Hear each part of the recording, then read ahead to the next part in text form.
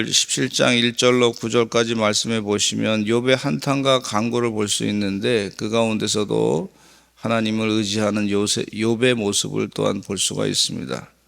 고난이 한번 시작된 것이 빨리 끝났으면 좋겠는데 계속해서 욥에게 고난을 계속 주고 있는 것을 볼 수가 있는데 그 가운데서도 우리가 하나님을 더 의지하고 기도해야 될 줄로 믿습니다. 자신의 처지를 한탄하고 있는 욥은요, 자기의 친구들이 자기를 비판의 시각으로 질책하는 투로 계속해서 얘기하는 것에 대해서 너무 그렇게 하지 말라 그러면서 답변을 하고 있는 것을 볼 수가 있습니다. 그러면서 너무나 자신의 처지가 다른 사람들도 자꾸 나한테 비난하는데 너무 힘든 거예요. 그래서 그 사람들에 대해서 너희들이 왜 그렇게 자꾸 얘기하느냐, 한 가지만 가지고 자꾸 이렇게 비판하느냐, 그렇게 얘기하는 거예요. 그래서 여기서 욥이 자신의 처지가 하나님 앞에서 회복되기를 계속해서 기도하고 있습니다. 친구들의 편협한 태도를 비판하고 있는데 5절 말씀에 보면 이런 말씀이 있어요. 보상을 얻으려고 친구를 비난하는 자에는 그의 자손들이 눈이 멀게 되리라, 이렇게 얘기하고 있습니다. 친구들의 태도에 대해서 기분 나쁘다 하는 그런 표현을 하고 있는 것이라고 볼 수가 있어요. 그러면서 다시 자신의 처지를 한탄하기를 6절로부터 7절까지 말씀해 보니까 하나님이 나를 백성의 속담거리가 되게 하시니 그들이 내 얼굴에 침을 뱉는구나. 이게 얼마나 참 기가 막힌 표현입니까? 한번 우리 읽어보실까요? 문학적인 참 귀한 표현이라고 볼 수가 있는데 아주 고난 가운데 힘든 것 가운데 자신의 느낌을 이렇게 잘 표현하고 있는 것을 볼 수가 있는데 우리가 5절로 6절로 7절 읽어보겠습니다. 시작. 하나님이 나를 백성의 속담거리가 되게 하시니 그들이 내 얼굴에 침을 뱉는구나. 내 눈은 근심 때문에 어두워지고 나의 온 지체는 그림자 같구나. 그렇게 표현하고 있는 것을 볼 수가 있어요. 그래도 문제 해결자 되시는 하나님에 대한 신앙이 있었기 때문에 욥은 계속해서 이 절망의 상황 가운데서도 하나님을 의지하고 있는 내용을 볼 수가 있는데 1절로 5절 사이에 그런 내용을 하고 있습니다. 1절에 보면은요, 이런 말씀이 있어요. 나의 기운이 쇠하였으며 나의 날이 다하였고 무덤이 나를 위하여 준비되었구나. 나를 조롱하는 자들이 나와 함께 있으므로 내 눈이 그들의 충동함을 항상 보는구나. 근데 3절 말씀에 이런 말씀을 하고 있어요. 이게 참 귀한 메시지예요. 3절과 4절에 보면 그럼에도 불구하고 욥은 하나님께 간절히 간구하고 있는 내용입니다. 시작. 청하건대 나에게 담보물을 주소서. 나의 손을 잡아줄 자가 누구리이까? 주께서 그들의 마음을 가리어 깨닫지 못하게 하셨사오니 그들을 높이지 마소서. 이렇게 표현하고 있는 거예요. 결국은 친구들이 내 마음을 알아주지 못하고 자신들의 논리를 가지고 나를 자꾸 비난하는데 결국 내 마음을 알아주실 분이 누구냐면 하나님이십니다. 하나님께서 내 마음의 문제를 해결해 주실 줄로 믿습니다. 이 상황을 하나님께서 응답해 주실 줄로 믿습니다. 그리고 친구들이 마구 비난하는데 결국은 그것도 비난하는 것도 하나님이 해결해 주셔야 될 줄로 믿습니다. 그런 표현을 여기서 하고 있어요.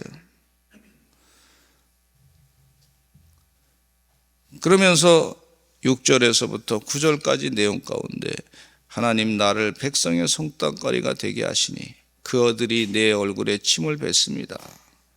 이게 참 얼마나 힘듭니까? 그러나 하나님은 나를 비난하지 않을 줄로 믿습니다. 그 내용이 그 가운데 담겨 있는 것을 볼 수가 있어요. 그래도 하나님을 의지하는 거예요. 친구들이 막 비난하지만 그걸로 인해서 내가 사람들로부터 막 세상 말로 입방아 찢는 그런 대상이 돼가지고 욥이 집안이 저렇게 고난을 당했대, 저렇게 어려움을 당했대, 갑자기 잘 살다가 저렇게 막 그냥 큰 아주 절망 가운데 빠지게 됐대, 몸도 다 상하게 됐대, 망가졌대, 아내도 도망갔대. 이게 참 얼마나 참 비참한 겁니까? 그런데도 욥은 그런 상황 가운데서도 하나님만이 내 마음을 해결해 주실 수 있고 하나님만이 내게 응답자 되십니다. 욥의 고난 가운데 인내를 배우라 그랬는데요, 우리가 이러한 욥에 계속적으로 기도하는 인내를 배워야 될 줄로 믿습니다. 그럼에도 불구하고 하나님 도와주시옵소서. 정말 세상 말로 지푸라기 잡는 심정으로 하나님을 의지하는 거예요. 하나님, 내 생명을 주신 하나님, 내 생명에 이끄신 하나님, 세상 상황을 바꾸시는 하나님, 하나님만이 해결자십니다. 그렇게 간구하는 이 욥의 모습을 볼 수가 있어요.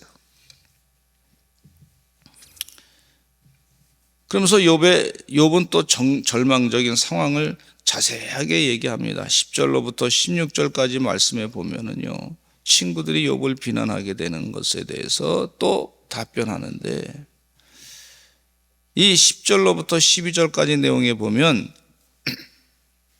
친구들은 욥이 인과응보의 원리를 따라서 회개하면 회복할 것이라고 기대하고 권면하지만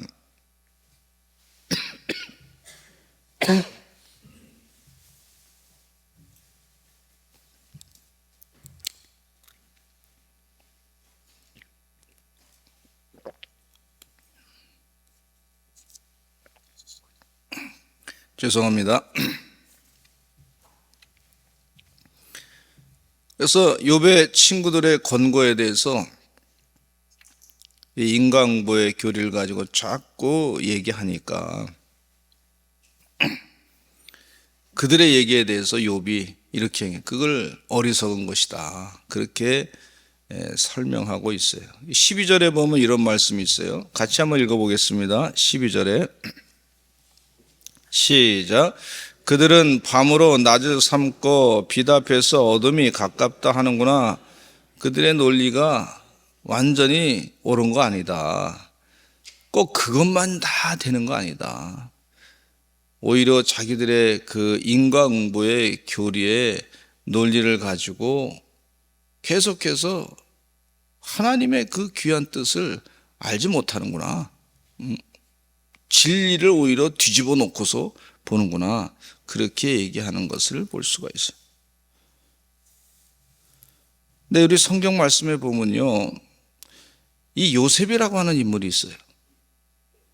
요셉이 뭐 잘못한 게 있습니까? 형들 앞에서 자기 꿈 얘기만 한 거예요. 꿈 얘기. 형들의 그 별, 해, 달, 별이 나의 별에게 절했습니다. 또 형들의 단이, 볕단이 나한테 절을 했습니다. 뭐 그런 꿈 얘기 한 거죠.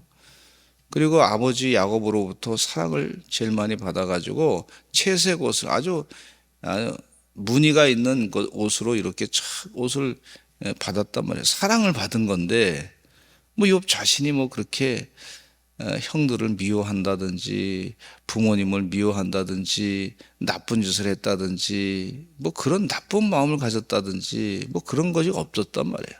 근데 형들이 저 사랑받은 요셉에 대해서 기분 나쁜 감정을 갖고 있다가 요셉을 잡아가지고 말이죠, 구덩이에 집어넣고 그리고 나서 나중에 애굽의 노예로 팔아버렸단 말이에요. 욥의 입장에서 보면 참 이게 무슨 뭐 인과응보로 인해 가지고 내가 이렇게 고생을 하나, 그런 거 아니란 말이죠. 너무너무 고생을 했어요. 그것도 또 감옥에 억울하게 말이죠, 들어가게 됐어요. 보디발 장군의 아내가 유혹을 해가지고 감옥에 들어가게 됐는데 그 감옥에서도 말이죠, 술 맡은 관원의 꿈을 해석해 줘가지고 잘 그 관원이 해결돼 가지고 갔는데 당신이 바로왕 앞에 가면 내 문제 좀 해결해 주세요 하고 부탁했는데 2년 동안 아무 말도 없단 말이에요. 그래 얼마나 그 기간 동안에 참 쉽지 않았을 거라 생각합니다. 본인이 잘못한 거 없는데 이렇게까지 와서 여기서 이렇게 고난당하나. 요셉의 입장에서 보면 참 기가 막힌 일이죠. 우리가 인생 살아갈 때 이런 경험을 할 때가 있단 말이죠. 어느 가정에 자기가 이제 가정에 자녀로 태어났는데 보니까 집이 아주 엉망인 집안이 있단 말이에요. 본인이 선택해서 된 게 아니에요. 그런 가정이 아니면 좋은데 이 집안이 막 그냥 부모님들이 막 병이 걸린다든지 힘든다든지 뭐 질병에 빠질 뿐만 아니라 관계가 막 그냥 틀어져 가지고 막 힘든다든지 그런 가정도 있단 말이에요. 그러니까 그 자녀가 무슨 잘못해서 그렇게 된 게 아니란 말이에요. 그 도대체 이해할 수 없는 부분이 있단 말이에요. 인생 가운데. 그래서 인과응보의 교리를 가지고 사람들을 다 그렇게 판단할 수가 없어요. 예수님께서 어느 지역을 지나갈 때 사람들이 눈먼 소경, 날 때부터 눈먼 소경을 보고 물어봤어요. 이 사람이 죄가 이 눈 멀게 된 게 그 사람의 죄 때문에 그렇습니까? 부모의 죄 때문에 그렇습니까? 이게 인과응보의 교리를 가지고 예수님에게 묻는 거예요. 부모의 죄도 아니고 그 사람의 죄도 아니고 하나님의 하시는 일을 드러내려 합니다. 이렇게 예수님 말씀하셨단 말이에요. 그러니까 이 친구들이 얘기하고 있는 너 죄 때문에 이렇게 고난당하고 있지 않느냐.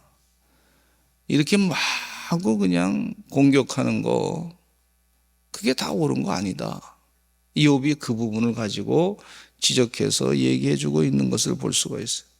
또 다윗이 고난당할 때 뭐 다윗이 사울왕을 미워했습니까? 근데 사울왕이 미워하기 시작했어요. 예? 골리앗 장수를 물리쳐 가지고 전쟁에서 이기고 돌아오는데 그 다윗이 말이 어린 다윗이 큰일을 했지 않습니까? 그러니까 사울은 너무 좋아 가지고 그냥 기뻐하면 되는데 사람들이 여인들이 노래를 부르는데 다윗은 만만이고 사울은 천천이다. 그러니까 이 사울왕보다 다윗이 더 큰 공헌을 세웠다. 뭐 이러면서 막 박수를 치고 막 노래 부르니까 사울왕이 시기가 나기 시작했어요. 야, 이 다윗이 내 아들 요나단을 대신해 가지고 왕이 될 것이다. 뭐 이런 생각을 지레짐작으로 말이죠. 그렇게 보고서 다윗을 미워하기 시작하고 아니 자기 딸을 다윗에게까지 줘가지고 사위를 삼았는데도 불구하고 이 미움이 싹트기 시작하면서 그러니까 다윗의 입장에서 보니까요 이게 참 기가 막힌 일이에요. 좋은 일 해놓고서 아주 힘든 일을 당하는데 사울왕이 자기를 죽이겠다고 3,000명의 자객들을 훈련을 시켜가지고 전국에 다 보냈단 말이에요. 그 도망치는 신세가 됐어요. 억울하기도 그렇게 억울할 수가 없지 않습니까? 이 욥의 고난을 보면서 친구들이 너 죄 때문에 그렇다 막 그냥 마구 비난을 하는데 꼭 그렇게만 해석할 게 아니다. 그런 거예요. 그러니까 다윗의 입장에서 보면 다윗이 무슨 큰 잘못을 저지른 거 없어요.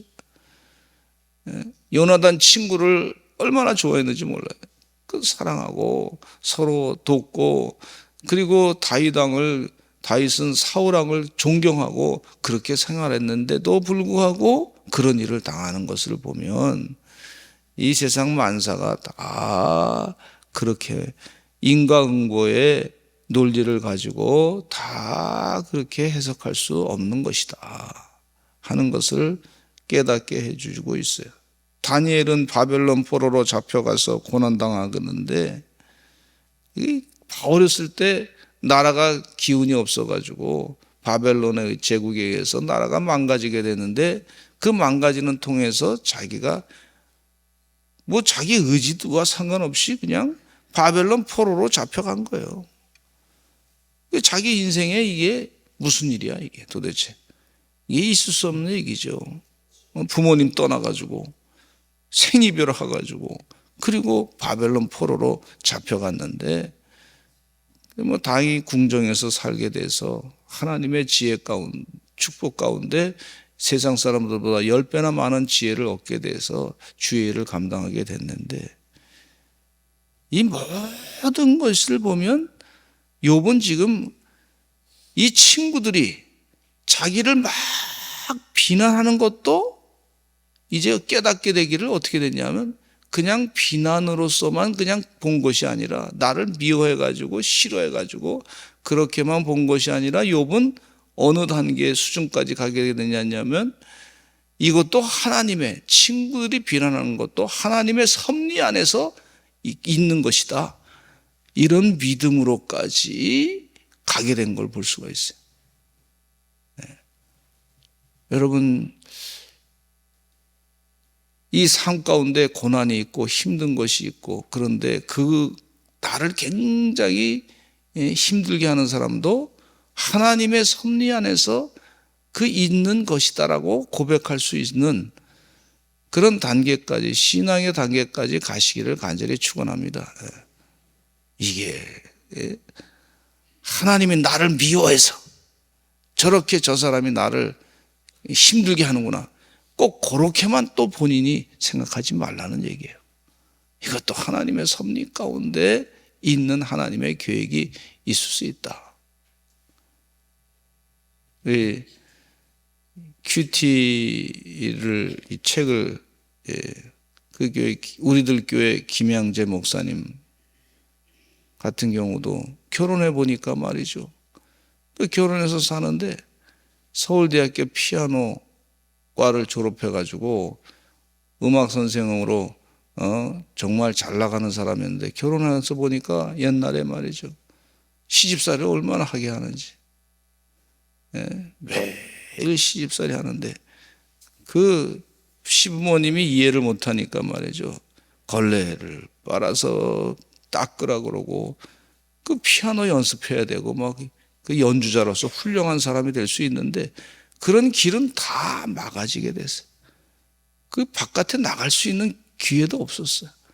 9년 동안 이게 고난 가운데 내 인생 그만둬야 되겠다 이렇게까지 생각했던 분이시잖아요. 얼마나 힘들었습니까? 근데 성경 말씀을 붙잡고 말씀과 대화하고 하나님과 동행하고 그러는 동안에 은혜를 많이 받게 됐고 훌륭한 목사님으로 하나님이 또 사용하시는 걸 볼 수 큐티하면서 그렇게 사용하시는 것을 볼 수가 있어요. 근데 가만히 자신이 지내놓고 보니까 그 시부모님에 대해서 또 감사한 마음이 생기더래요. 그렇게 고난의 세월이 없었으면 자기 교만해가지고 하나님을 깊이 만날 수 있는 기회가 없어졌다는 거예요. 그래서 이 인생의 모든 삶의 과정 가운데 인간고로 내가 무슨 뭘 잘못해서 이렇게 시집살이 하나 그런 걸로 다 생각할 수 없다고 하는 사실을 이분이 말씀하시면서 그 가운데서도 하나님의 섭리가 있다 하는 것을 이 욥이 깨우쳐서 말씀해 주고 있는데 우리 삶 가운데도 여러 가지 힘들게 하는 사람이 있을 수 있어요. 그러나 그 가운데서도 하나님의 깨우침이 있다고 하는 사실을 우리가 잊지 말아야 될 줄로 믿습니다. 그러나 이게 욥이 절망적인 상황에 대해서는 본인이 또 계속해서 얘기하고 있어요. 하나님, 지금 인간의 방법으로 생각할 때는 다 인간의 생각으로는 다 끝입니다. 모든 게 다 끝입니다. 그러나 인간의 끝은 이 말씀 가운데 보면 아주 욥이 지금 절망 가운데 끝으로 희망이 없어. 희망 자체도 음부에 들어갔다 있는 거예요. 너무너무 힘듭니다. 인간의 생각으로는 도대체 희망이 없습니다. 그런데 인간의 끝은 하나님이 하십니다. 예수님 십자가에 못 박혀 돌아가실 때 완전히 절망이었어요. 근데 하나님께서 부활의 영광을 주신 줄로 믿습니다. 주의 은혜 가운데 오늘도 기도 많이 하시고 주의 권능과 능력을 체험하시는 하나님의 종들이 다 되시기를 간절히 축원합니다. 인간과의 교리로서 모든 것을 해석할 수 있는 것은 아니고 그 가운데도 하나님께서 그거를 넘어서 역사하시는 하나님의 계획과 뜻이 있을 줄로 믿습니다. 그렇게 은혜 받으시고 기도하시기를 간절히 축원합니다. 우리 교회 성도 가운데 이분들이 신천지로 갔어. 얼마나 마음이 아팠는지 몰라. 내가 뭐 목회하면서 잘못했나? 하나님 앞에 회개하고 돌이켜 오게 해달라고 간절히 기도하고 떼굴떼굴 굴러가면서 안타까운 심정을 가지고 이렇게 저렇게 고민하고 기도했더니 때가 되니까 하나님이 다 돌이켜 오게 하시더라고. 때가 되니까 역사하시더라고. 하나님이 일하시는 줄로 믿습니다. 참 어려움이 우리 삶 가운데 있어요. 신방해 보면요, 여러 가정들이 어려움이 있어. 그러나 하나님이 분명히 일하십니다. 하나님이 역사하시는 줄로 믿습니다. 그 은혜 가운데 소망으로 살아가시기를 간절히 축원합니다. 우리 다 같이 주여 많이 하시고 통성으로 각자 기도 제목을 놓고 기도하시고 기도하시다가 꼭 기도하실 내용 가운데 하나님 나에게 은혜를 베풀어 주시옵소서, 성령으로 충만하게 해주시고 하나님의 지혜가 넘치게 해주시옵소서, 하나님 나에게 필요한 모든 것 다 공급해 주실 줄로 믿습니다. 하나님의 복이 넘치게 될 줄로 믿습니다. 우리 다 같이 주여 많이 하시고 또 우리 김준 어린이 뇌파가 이제 다시 돌아왔다고 하는데 주의 은혜 가운데 하나님 마지막까지 다 완벽하게 치료될 줄로 믿습니다.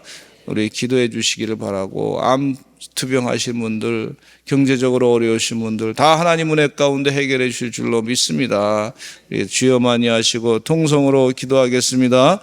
주여, 주여.